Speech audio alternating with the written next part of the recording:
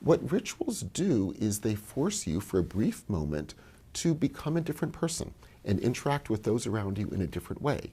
And what they argued was it's that break that really matters. It's that break that really matters.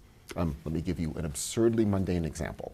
We're going through the usual day, our anxieties, fears, angers, blah, blah, blah, are typical patterns in this language.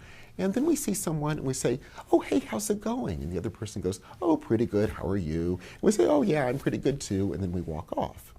Now, if you think about it, you might think, well, it's sort of silly that we do that because that's inauthentic. I'm actually not feeling pretty good right then.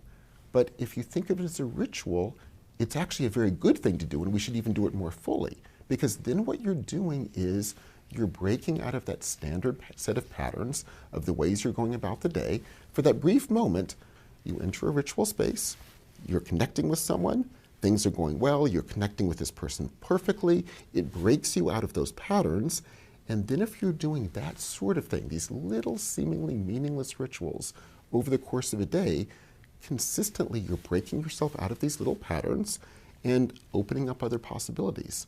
And they would argue that is why ritual matters. It breaks us out of patterns, we enter to an as-if space, we act as if we are a different person with a different set of emotions, interacting with those around us in a different way, and that is over time how you break these patterns. It's that break that really matters. Now, let's go back to the greeting example. I see someone, oh, things are fine, I connect for that brief moment. Then, of course, that person passes, and I return to my usual patterns. But the point is, you keep going back. In other words, you keep doing these little rituals over and over again. The way you greet someone, the way you shift a language if you're talking to someone, and it's those little breaks, those little shifts that make a difference over the course of a day. It's that break that really matters. Then where would that take you?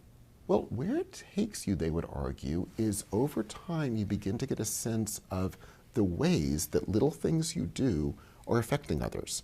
And you begin to gain the power to alter those. It's that break that really matters. So you have a standard argument that one always has with one's partner. And that person says something, it makes me angry, that makes that person angry, and we go through the same thing. All you do is slightly shift the standard pattern you fall into by simply doing a little break. So you hold your body slightly differently, use a slightly different tone of voice, you bring in something other than you would normally bring in, and you'll notice immediately a slight shift in the other person too. And then you keep doing that. Over time, you'll see that the same standard pattern that you unconsciously are falling into with those around you begins to shift. And then over time, what you gain is the ability to sort of work with these rituals or work with these patterns such that you're no longer simply repeating them, you're able to shift them and alter them according to the circumstances.